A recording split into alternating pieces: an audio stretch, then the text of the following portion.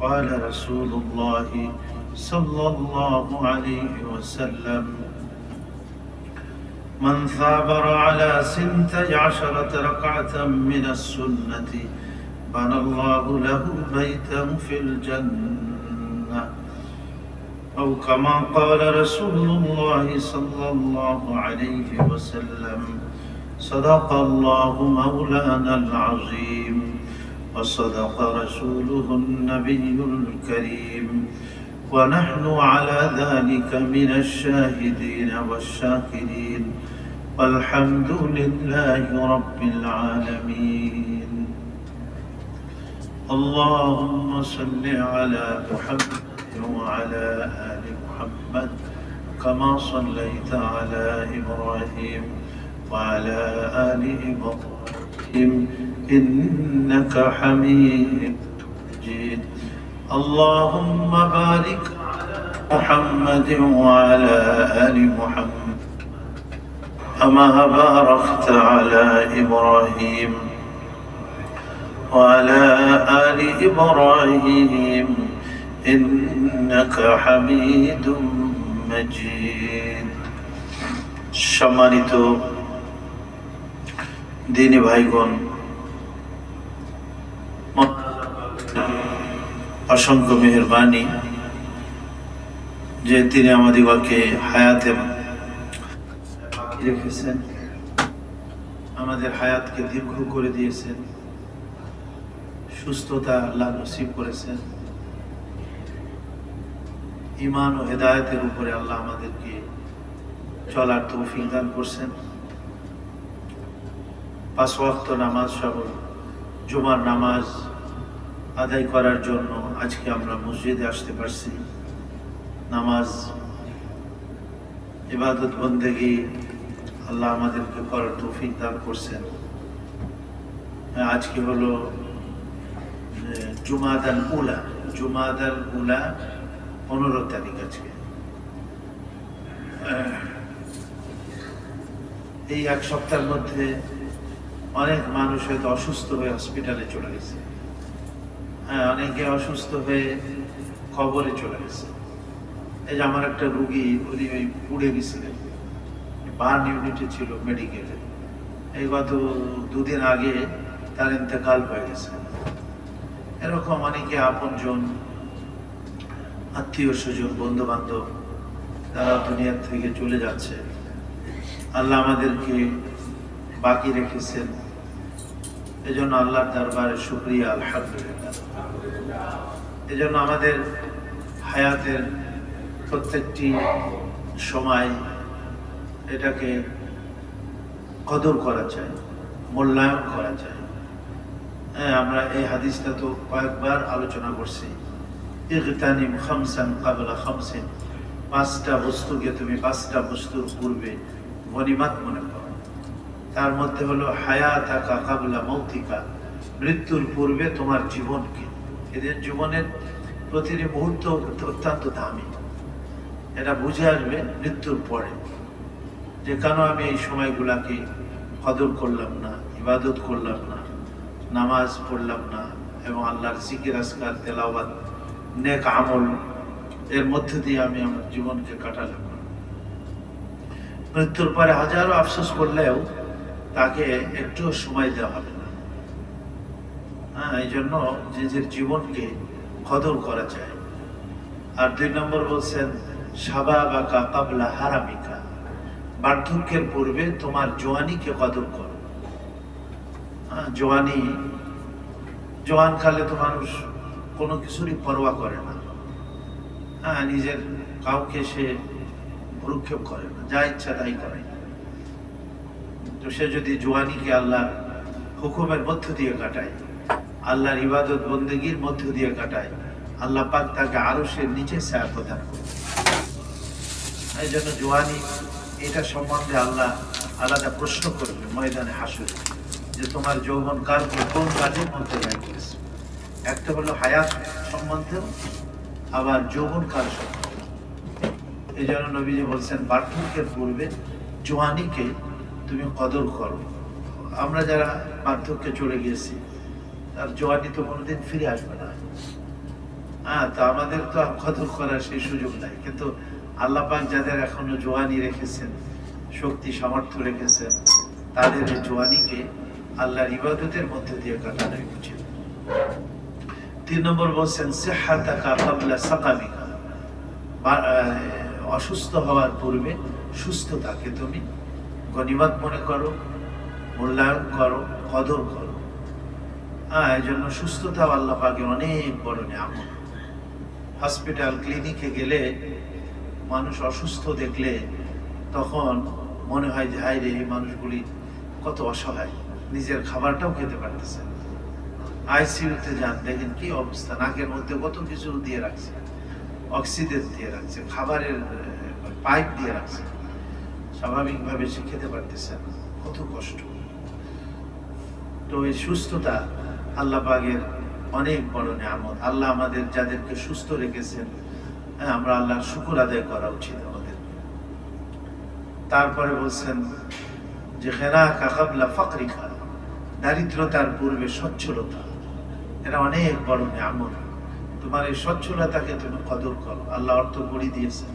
গত সপ্তাহে আমরা এই দানশীলতার উপরে আলোচনা করছিলাম যে এটা অনেক বড় গুণ, যেটা আল্লাহ পছন্দ করেন। আল্লাহ গ্রহণ করেন না, কিন্তু আল্লাহ প্রদান করেন। এবং নবীজি বলছেন আলিয়াতুল উলিয়া খায়রুম মিন আলিয়াতিস সুফলা, উপরের হাত হলো শ্রেষ্ঠ নিচের হাত থেকে। এই জন্য দেওয়া, এটা আল্লাহ তাআলা খুব পছন্দ করেন।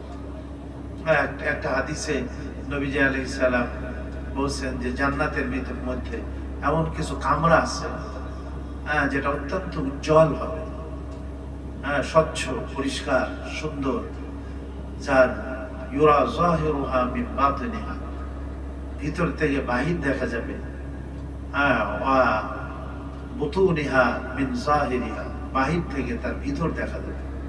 এত সুন্দর, যা কল্পনাও করতে পারবো না।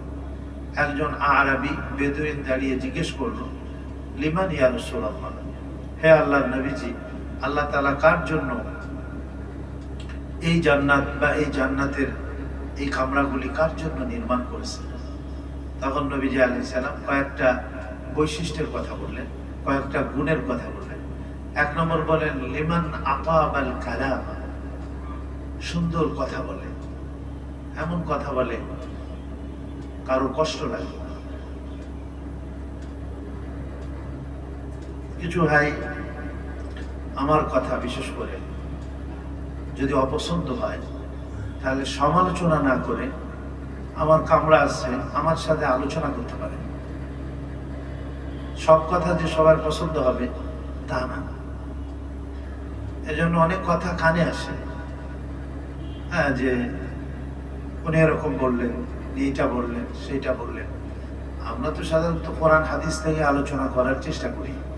কোনোটা যদি আপনার মনোভূত না হয়, তা আপনি এখানে সমালোচনা করবেন কেন? মেহরাবের সামনে, মেম্বারের সামনে, দিব্যি আমরা আমাদের কামরা আছে, সেখানে যান। বরং আপনি আরো গুনাহগার হলেন।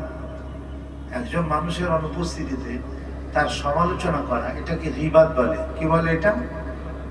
মৃত ভাইয়ের গোশত খাওয়া। আল্লাহ কোরআনে বলছেন যে তোমরা কি পছন্দ করবে তোমার মৃত ভাইয়ের গোশত চিবিয়ে চিবিয়ে খাবে? নিশ্চয়ই তুমি এটাকে অপছন্দ করবে। তো আমরা এই কাজ করি, মানুষের সমালোচনা করি, মানুষের গীবত করি। কারোর গীবত আমার কেন, যে কোনো কারোর গীবত করা কি না উচিত না। কোনো বিষয় হইলে তার কাছে ডাইরেক্ট জিজ্ঞাসা করা যে ভাই আপনার ব্যাপারে আমি এরকমের শুনছি, বা আপনার কথা এরকম, তখন তিনি ব্যাখ্যা দিবেন। অনেক সময় সঠিক ব্যাখ্যা থাকে কথা, হয়তো না বুঝার কারণে একরকমের আমি হয়তো সেটা ভিন্নভাবে নিয়েছি। তো যখন জিজ্ঞেস করা হয় তখন তিনি ব্যাখ্যা দেন। কোরআন হাদিসও এরকম, নবীজি বিভিন্ন সময় বিভিন্ন কথা বলেছেন এবং সেগুলো কথাগুলির ব্যাখ্যা আছে, যেটা উলামায়ে কেরাম দিয়ে থাকেন। একটা হাদিস বুখারীতে আছে বলেই সেটা যে আমলযোগ্য হবে এমন কোনো কথা নেই।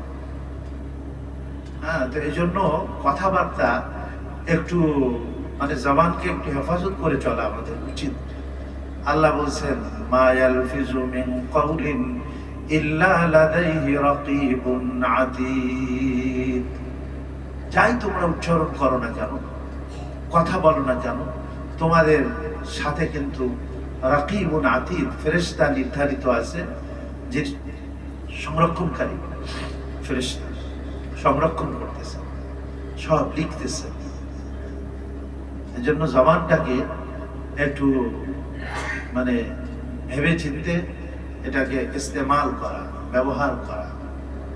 এজন্য ভালো কথা বলতে বলছেন, লিমান আতাবাল কালাম, ভালো কথা বলে, এমন কথা বলে না কারো কষ্ট লেগে যায়। বাকি দিন শরিয়াতের কথা এটা তো পরিষ্কার করে আমাদেরকে বলতে হবে। দেখেন নফল নামাজের বিষয়, আমি আজকে ওই বিষয়টা আলোচনা করতে চাইছিলাম, যে নফল নামাজগুলি নিয়ে একটু আলোচনা করব। এক তো হলো ধরেন যে ফরজ নামাজ, ফরজ নামাজের আগে পরে কিছু সুন্নাত নামাজ আছে। এগুলি তো আমরা সাধারণত পড়ে থাকি। 12 রাকাত আছে, 12 রাকাত সুন্নাত নামাজ, এটাকে বলে সুন্নাতে মুআক্কাদা। হযরত উম্মে হাবিবা রাদিয়াল্লাহু আনহা থেকে তিরমিজি শরীফে বর্ণিত 414 নম্বর হাদিস তিরমিজি শরীফে, তিনি বলেন যে রাসূল করিম আলাইহিস সালাম ইরশাদ করেছেন, মান সাবারা আলা 12 রাকাতাম মিনাস সুন্নতি, সুন্নাত 12 রাকাত যে ব্যক্তি প্রতিনিয়ত 24 ঘন্টার মধ্যে এই 12 রাকাত নামাজ যে ইহতিমাম করবে, ঠিক মতো আদায় করবে, বানাল্লাহু লাহু বাইতান ফিল জান্নাহ, আল্লাহ তার জন্য জান্নাতের মধ্যে ঘর তৈরি করেন। এবং নবীজি আলাইহিস সালাম সেটা উল্লেখ করে দিয়েছেন, আরবাউ রাকাতিন ক্বাবলা যুহর, যোহরের পূর্বে 4 রাকাত, যোহরের পূর্বে কয় রাকাত? 4 রাকাত। রাকাতাইন বাদাহা, যোহরের পরে 2 রাকাত, তাহলে 4 আর 2 6 রাকাত। তাহলে যোহরে গেল 6 রাকাত, আগে 4 রাকাত পরে 2 রাকাত। রাকাতাইন বাদাল মাগরিব, মাগরিবের পরে 2 রাকাত। রাকাতাইন বাদাল ইশা, তাহলে ওদিকে 6 আর 2 8, ইশার পরে 2 রাকাত, তাহলে 8 আর 2 10। ওয়া রাকাতাইন ক্বাবলা আল ফজর, ফজরের পূর্বে 2 রাকাত। এবং নবীজি বলছেন এই যে মোট 12 রাকাত নামাজ ফরজের আগে বা পরে যে ব্যক্তি ইহতিমামের সাথে আদায় করবে, আল্লাহ পাক তার জন্য জান্নাতের মধ্যে সুন্দর অট্টালিকা বা প্রাসাদ নির্মাণ করবেন আল্লাহ তাআলা। এইটা। আর এছাড়া আসরের পূর্বে 4 রাকাত নামাজ আছে, এবং এটারও অনেক ফজিলত। হযরত আলী রাদিয়াল্লাহু আনহু থেকে আসছে যে রাসূল করিম আলাইহিস সালাম আসরের পূর্বে 4 রাকাত নামাজ আদায় করতেন, ফরজের পূর্বে 4 রাকাত।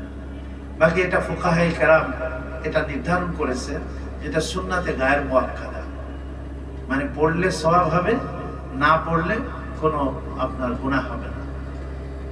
কিন্তু সুন্নাতে মুআক্কাদা যে 12 রাকাতের কথা বলা হয়েছে, এটা যদি কেউ অভ্যাস করে নেয় যে পড়বে না, সব সময় পড়ে না, তাহলে সুন্নাতে মুআক্কাদা ছেড়ে দেওয়ার যে গুনাহ, এটা কিন্তু তার হবে।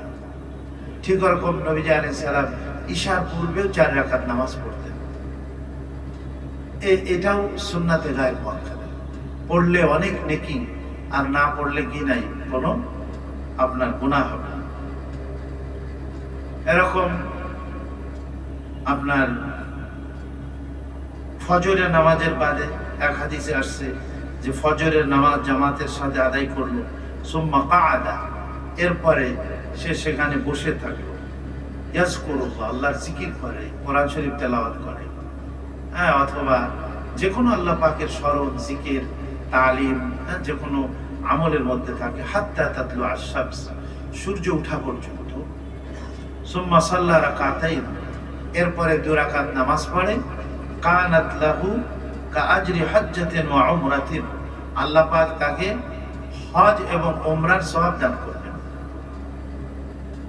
এবং নবীজি এই কথাটা কয়েকবার বললেন, তারপরে বললেন তাম্মাতিন তাম্মাতিন তাম্মাতিন, মানে পরিপূর্ণ হজ এবং পরিপূর্ণ উমরার নেকি আল্লাহ পাক তাকে দান করবেন। আরো 2 রাকাত যদি নামাজ পড়ে, তাহলে সারা দিনের যত কাজ আছে সমস্ত কাজের জিম্মাদারি আল্লাহ তাআলা নিয়ে নেন। সুবহানাল্লাহ। এটাকে আমরা সাধারণত ইশরাকের নামাজ বলি। এটা সূর্য যখন একেবারে পরিষ্কারভাবে উঠে যায় তখন মানে আপনার 10 থেকে 15 মিনিট পর, সূর্য ওঠার 10 থেকে 15 মিনিট পর এই নামাজ আমরা পড়ে থাকি এবং সূর্যের আলো প্রখর হওয়ার আগ পর্যন্ত। এটাকে বলে আপনার ইশরাকের নামাজ। আর একটা নামাজ আছে চাশতের নামাজ। বাকি কেউ যদি 4 রাকাত ইশরাক হয়তো না পড়তে পারে, 2 রাকাতও যদি পড়ে দেয় তবু আল্লাহ তাআলা তাকে এই সওয়াব দান করবেন। ঠিক এরকম চাশতের নামাজ আছে একটা, সেটা সূর্যের আলো যখন তীব্র হয়ে যায়, প্রখর হয়ে যায়, সেই সময় থেকে শুরু করে নিয়ে একেবারে জোহরের এই সূর্য ঢলে যাওয়ার ঠিক আগ পর্যন্ত, যে সময় নামাজ পড়া মাকরুহ হয়ে যায় বা হারাম হয়ে যায়, সূর্য মাথার উপরে চলে আসে, তার আগ পর্যন্ত এই ওয়াক্ত থাকে। এটাকে বলে চাশতের নামাজ। চাশতের নামাজ বলে এটাকে, বা সালাতুজ জুহা। এবং হাদিস শরীফে, মুসলিম শরীফে 720 নম্বর হাদিস, রাসূল করিম আলাইহিস সালাম বলেন, ইউসবিহু আলা কুল্লি সুলাবিন মিন আহাদিকুম সাদাকাতুন। সকাল বেলা যখন হয়, আল্লাহ সুস্থ অবস্থায় আমাকে ঘুম থেকে উঠালেন, তো বলে প্রত্যেক জোড়া, তোমার শরীরে 360টা জোড়া আছে, এই 60টা জোড়ার প্রত্যেকটি জোড়ার পরিবর্তে তোমার জন্য সাদকা দেওয়াটা জরুরি। তো 360টা সাদকা এটা আমরা কিভাবে দেব? সাহাবায়ে কেরামও চিন্তা করলেন। তো নবীজি আলাইহিস সালাম কত সহজ করে দিলেন। নবীজি বললেন, কুল্লু তাসবিহাতিন সাদাকাতুন। তুমি যদি তাসবিহ পড়ো, সুবহানাল্লাহ পড়ো, আল্লাহ সুবহানাল্লাহ পড়ার দ্বারা একটা সাদকার নেকি দান করেন। সুবহানাল্লাহ। ওয়া কুল্লু তাহমিদাতিন সাদাকাতুন। তুমি যদি আল্লাহর প্রশংসা করে আলহামদুলিল্লাহ বলো, তাহলে আলহামদুলিল্লাহ বলাও তোমার জন্য সাদকা হবে। সুবহানাল্লাহ। ওয়া কুল্লু তাহলিলাতিন সাদাকাতুন। প্রত্যেকটা তাহলিল, লা ইলাহা ইল্লাল্লাহ, এটাকে তাহলিল বলে। লা ইলাহা ইল্লাল্লাহ পাঠ করা লাকা সাদকাতুন, আল্লাহ এর দ্বারা তোমাকে সাদকার নেকি দান করবেন। ওয়া কুল্লু তাকবীরাতিন সাদকাতুন। তাকবীর বলা, আল্লাহু আকবার বললাম, এটাও সাদকা। তো কাজে কেউ যদি সুবহানাল্লাহি ওয়ালহামদুলিল্লাহি ওয়া লা ইলাহা ইল্লাল্লাহু আল্লাহু আকবার, এখানে 4টা বাক্য আছে। তো প্রত্যেকটা বাক্য এক একটা সাদকার মতো বেনিফিট রাখে বা একটা সওয়াব রাখে। তারপরেও নবীজি বলছেন, আমরুন বিল মারুফে সাদকাতুন ওয়া নাহয়ুন আনিল মুনকারি সাদকাতুন। তুমি একটা মানুষকে ভালো কথা বললে, ভালো কাজের দিকে তুমি আহ্বান করলে, অথবা মন্দ কাজ থেকে তুমি মানা করলে, নবীজি বলেন এই ভালো কথাটা বলা, মন্দ কাজ থেকে নিষেধ করা, লাকা সাদাকাতুন, আল্লাহ তোমাকে সাদকার নেকি দান করলেন। সুবহানাল্লাহ। এই সব কিছু থেকে নবীজি বলছেন যে ওয়ায়ুজজিউ মিন যালিকা রাকাতানি ইয়ারকাউহুমা মিনাজ যুহা। তুমি যদি চাশতের 2 রাকাত নামাজ আদায় করো, তাহলে এই সবগুলির থেকে তোমার জন্য যথেষ্ট হয়ে যাবে এই 2 রাকাত নামাজ। সুবহানাল্লাহ। তাহলে চাশতের নামাজ সর্বনিম্ন 2 রাকাত, আর আপনি যদি পড়তে চান তাহলে 8 রাকাত পর্যন্ত, 2 রাকাত করে আপনি 8 রাকাত পর্যন্ত পড়তে পারেন। এটা হলো চাশতের নামাজ। এরকম ভাবে আরো কত নফল নামাজ আছে।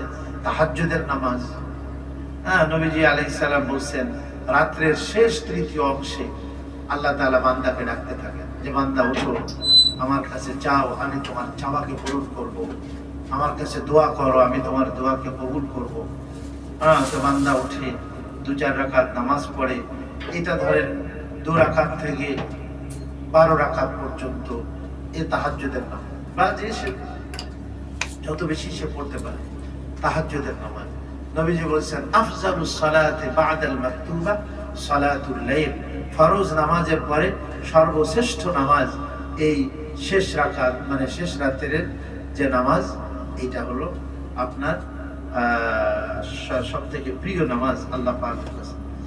এবং আরেক হাদিসে নবীজি বলেছেন, আলাইকুম বিকিয়ামিল লাইল, তোমরা রাত্রে নামাজ পড়ো। আলাইকুম বিকিয়ামিল লাইল, কিয়ামুল লাইল করো। কিয়ামুল লাইল মানে এই যে সবাই মিলে জামাতের সাথে পড়লাম এটা না। কিয়াম মানে হলো রাত্রে দাঁড়ানো। তুমি রাত্রে দাঁড়িয়ে নামাজ পড়ো। ফাইন্নাহু দা'বুস সালিহিন ক্বাবলাকুম, তোমাদের পূর্বে যে সমস্ত নেককার বান্দা ছিলেন, সালেহীন বান্দা যারা অতিবাহিত হয়ে গেছেন, তাদের আদত এবং তাদের অভ্যাস ছিল এই তাহাজ্জুদের নামাজ পড়া। সুতরাং তোমরাও যদি তাদের দলভুক্ত হতে চাও, তাদের অন্তর্ভুক্ত হতে চাও, তাহলে তোমরাও এই কিয়ামুল লাইল অর্থাৎ রাত্রে নামাজ পড়ো। আহুয়া কুরবাতুল লাকুম ইলা রাব্বিকুম, তোমাদের প্রভুর কাছে তোমাদের নৈকট্য অর্জনের মাধ্যম। ওয়া মুকাফফিরাতুল লিস-সাইয়্যাত, এবং তোমাদের গুনাহকে মাফ করে দেয়। এই নামাজ পড়লে আল্লাহ তোমাদের গুনাহকে মাফ করে দেবেন। ওয়া মানহাতুন আনিল ইসমি, এবং আল্লাহ গুনাহ থেকে তোমাদের বিরত থাকার তৌফিক দান করবেন। তো এরকমের আওয়াবিন আছে। আওয়াবিন, আওয়াব শব্দের অর্থ কি? এই নামগুলি তো মানে নবীজি আলাইহিস সালাম দেন নাই, কিন্তু পরবর্তীকালে হয়তো ফুকাহারা এই নামগুলি দিয়েছেন। আওয়াবিন মানে এমন নামাজ যে নামাজের দ্বারা আল্লাহর নৈকট্য অর্জন হয়। আওয়াব মানে হলো নৈকট্য অর্জনকারী। সালাতুল আওয়াবিন, আল্লাহর নৈকট্য অর্জনকারী বান্দা যারা, তাদের নামাজ হলো এই মাগরিবের পরে এই 6 রাকাত। রাসূল করিম আলাইহিস সালাম বলেছেন, এটা তিরমিজি শরীফের riwayat, হযরত আবু সালমা রাদিয়াল্লাহু, হযরত আবু হুরায়রা রাদিয়াল্লাহু আনহু থেকে বর্ণিত, মান সাল্লা বা'দাল মাগরিবি 6 রাকাতিন লাম ইয়াতাকাল্লাম ফীমা বাইনাহুন্না বিসুইন উ'দিলনা লাহু বিইবাদাতি 12 সানাতান।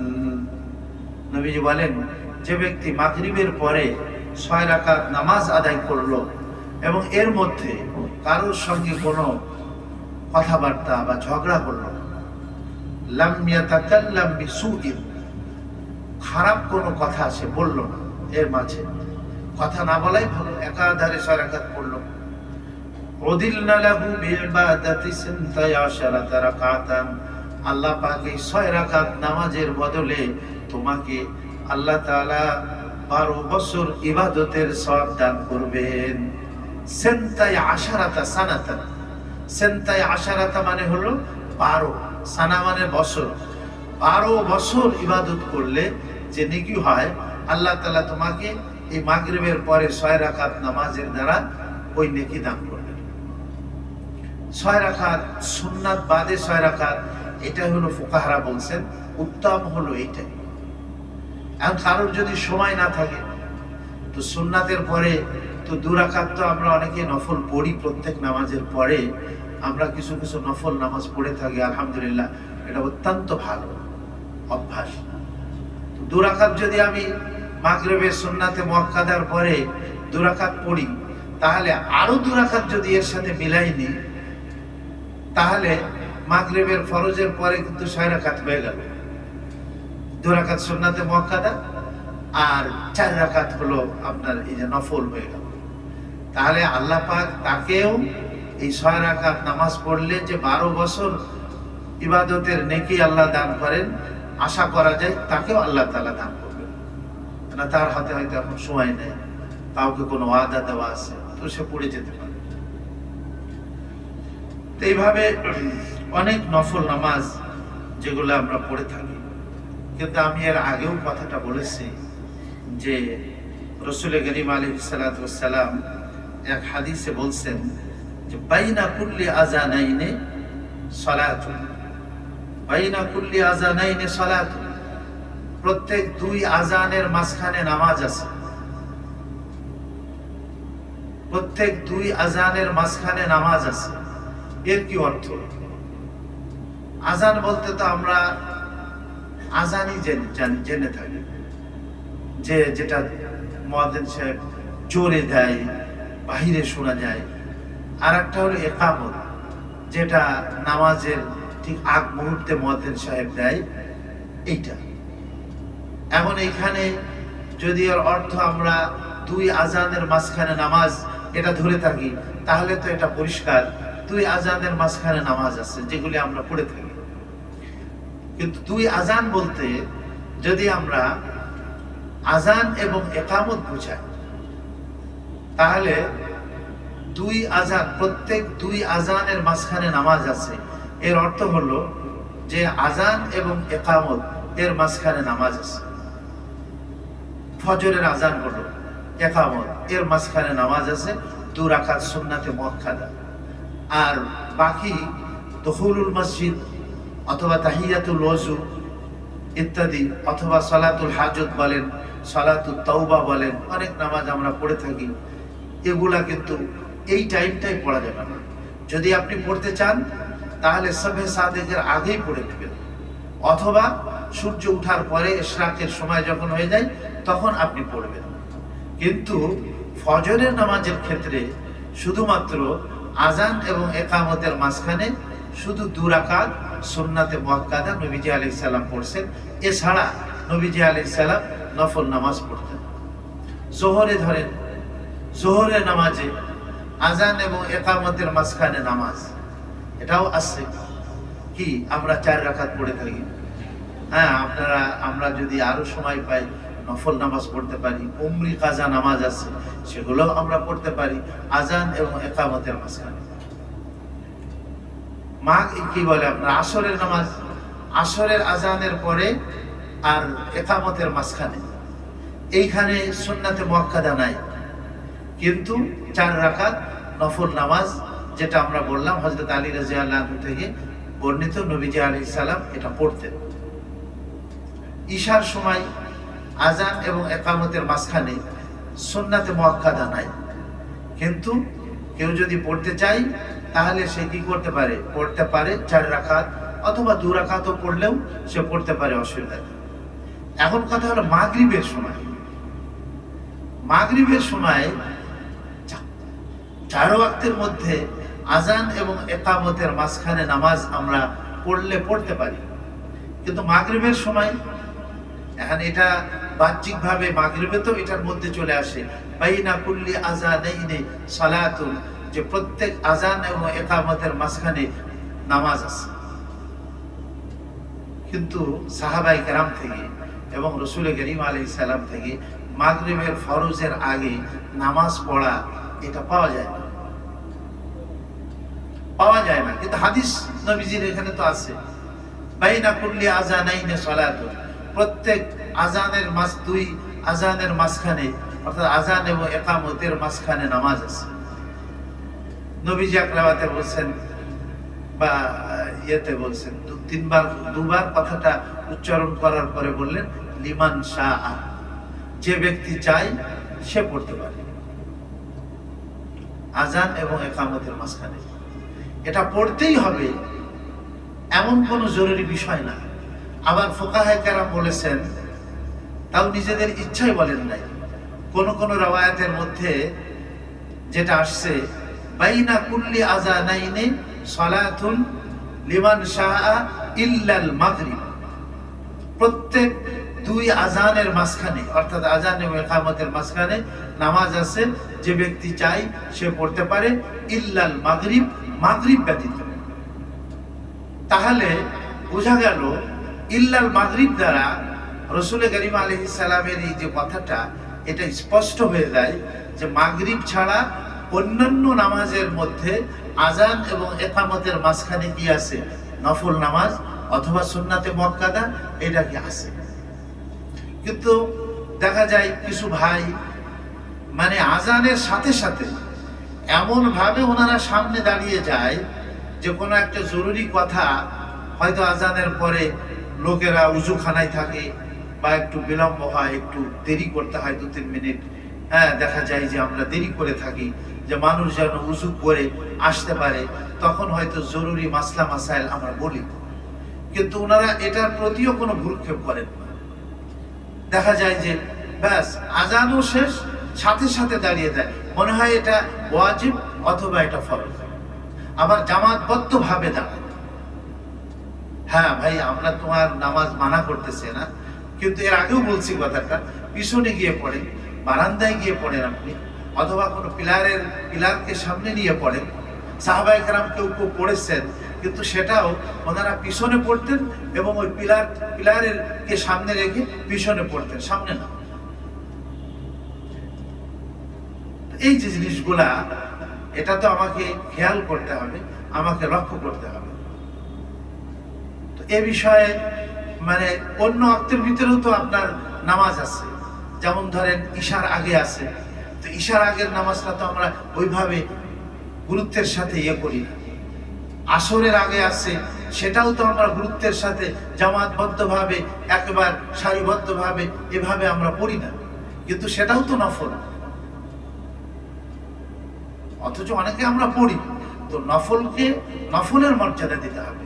নফলকে যদি আমরা ফরজের মর্যাদা দিয়ে দিই অথবা ওয়াজিবের মর্যাদা দিয়ে দিই, তাহলে তো এই জিনিসটা আমাদের কি হয় না, ঠিক হয় না। যাক, আল্লাহ আমাদের সুবুঝ দান করেন এবং আল্লাহ আমাদের সহিভাবে যেন আমরা আমল করতে পারি, সেই আল্লাহ আমাদের সে তৌফিক নসিব করে দেন আল্লাহ তাআলা। যাক, আমি বলতেছিলাম যে ওই যে জান্নাতের মধ্যে আল্লাহ তাবারক ওয়া তাআলা যে জান্নাত বানিয়েছেন, যার ভিতর থেকে বাহির দেখা যাবে, বাহির থেকে ভিতর দেখা যাবে, তো সেই সুন্দর কামরাগুলি কার জন্য বানিয়েছেন? রাসূল কারীম আলাইহিস সালাম 1 নম্বর বললেন লিমান আতাবাল কালামা, যে ভালো কথা বলে। এই জন্য কথাবার্তা এগুলি কি সুন্দর মতো বলতে হবে, ভালো মতো কি কথাবার্তা বলতে হবে, এটা খেয়াল রাখতে হবে আমাদের। দ্বিতীয় বললেন ওয়া আতআমাত তাআমা, দ্বিতীয় গুণ মেহমানদারি করা, মানুষকে খাওয়ানো, এটা আল্লাহ তাআলা পছন্দ করে। মেহমানদারি করা, কোনো মেহমান এসে গেছে, তার মেহমানদারি করলেন, বন্ধুর সঙ্গে সাক্ষাৎ হলো, তাকে আপনি একটু চা খাওয়াই দিলেন। একজন মুসলমানের সঙ্গে আপনার সাক্ষাৎ হলো, তাকে আপনি কিছু কি করলেন, মেহমানদারি করলেন। লিমান আতআমাত তাআমা, আল্লাহ কোরআনে পাকে আল্লাহর প্রিয় বান্দাদের গুণাবলী যেখানে বলছেন, তার মধ্যে বলছেন ওয়া ইউতঈমুনাত তাআমা আলা হুব্বিহি মিসকিনান ওয়া ইয়াতীমান ওয়া আসীরা। আল্লাহর প্রিয় বান্দা যারা মিসকিন, ইতিম, অনাথ, তাদেরকে খানা খাওয়ায়। আর খানা খাওয়ায় কি বলে? ইন্নামা নুতঈমুকুম লিওয়াজহিল্লাহ, আমরা তোমাদের খানা খাওয়াইতেছি শুধুমাত্র আল্লাহর জন্য, প্রশংসা অর্জনের জন্য। যে মানুষ বলবে যে আরে কত বড় দাতা, কত বড় দানবীর, দানশীল, এরকম কিছু না। ইন্নামা নুতঈমুকুম লিওয়াজহিল্লাহ লা নুরিদু মিনকুম জাযাআ ওয়ালা শুকুরা, তোমাদের কাছ থেকে কোনো বিনিময়ও চায় না, আবার তোমাদের কাছ থেকে কোনো তোমরা আমাদের শুকরিয়া আদায় করবে, আমাদের কৃতজ্ঞতা প্রকাশ করবে, এটাও আমরা চাই না। আল্লাহর ওয়াস্তে মানুষকে কি করে? খানা খাওয়ায়, আল্লাহ তাদের জন্য রাখছেন। 2 নম্বর। 3 নম্বর বলছেন ওয়া সিলুল আরহাম, না ওয়া আদামাস সিয়াম, রোজা রাখবে মাঝে মধ্যে। যেমন অনেকে আমরা বৃহস্পতিবার রোজা রাখি, সোমবার রোজা রাখি, প্রত্যেক মাসের 13, 14, 15 আমরা রোজা রেখে থাকি। তো যে ব্যক্তি এই 13, 14, 15 রোজা রাখলো, সে একে 10 দিন আল্লাহ তাআলা, সে কেমন যেন এই 3টা রোজার দ্বারা 30 দিনের রোজার সে বেনিফিট কি পেয়ে যাবে, আল্লাহ তাকে দান করবে। তো বড়ই সৌভাগ্যবান যারা এই 13, 14, 15 আমরা রোজা রাখতে পারি। তো নবীজি বলছেন আদামাস সিয়াম, রোজা রাখবে বেশি বেশি করে। আর 4 নম্বর যেটা বলা হলো তাহাজ্জুদের ব্যাপারে, সাল্লা বিল লাইলি ওয়ান নাসু নিয়াম, মানুষ যখন ঘুমিয়ে থাকে তখন সে কি করে? দাঁড়িয়ে যায় এবং সে নামাজ পড়ে। সুবহানাল্লাহ। কাউকে সে দেখায় না, একমাত্র আল্লাহ রাব্বুল আলামিনকে দেখায়। তো যাক, আল্লাহ আমাদের সবাইকে তৌফিক দান করেন যেন আমরা আমাদের সময়গুলিকে কদর করতে পারি, আমাদের জীবনকে বা আমাদের এই হায়াতকে আমরা যেন কাজে লাগাইতে পারি, নেক কাজের মধ্যে আমরা কি করতে পারি? ব্যয় করতে। এখন শীতকাল চলে আসতেছে, রাত অনেক লম্বা হবে, দ্রুত ঘুমিয়ে পড়লে শেষ রাত্রে উঠা কি হয়ে যায়? সহজ হয়ে যাবে। এই জন্য শেষ রাত্রে উঠে 2 রাকাত নামাজ পড়ে আল্লাহর কাছে দোয়া করলাম, গুনাহ মাফির জন্য আল্লাহ পাকের কাছে প্রার্থনা করলাম। আল্লাহ পাক আমাদের সবাইকে তৌফিক দান করেন। যাদের সুন্নাত বাকি আছে 4 রাকাত আমরা জুমা নেই।